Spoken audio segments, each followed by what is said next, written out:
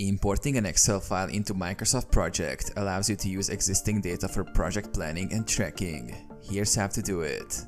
Open Microsoft Project. Launch application. Open Microsoft Project and either create a new project or open an existing one. Start the import process. Go to File. Click on the File tab to open the Backstage menu. Select Open. Choose Open, Browse, then find and select the Excel file you want to import.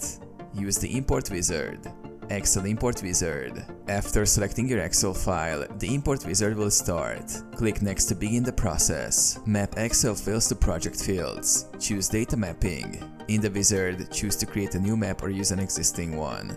Select the Excel columns you want to map to the corresponding fields in Microsoft Project. Map fields. Match your Excel columns with project fields like task name, start date, finish date, and duration. Review data and finish import. Review data. Preview the data mapping to ensure that the fields are correctly aligned. Adjust if necessary. Complete the import. Once the data is mapped correctly, click Finish. Microsoft Project will import the data and create tasks based on the Excel information. Save your project. Save changes. Save the project by clicking File, Save.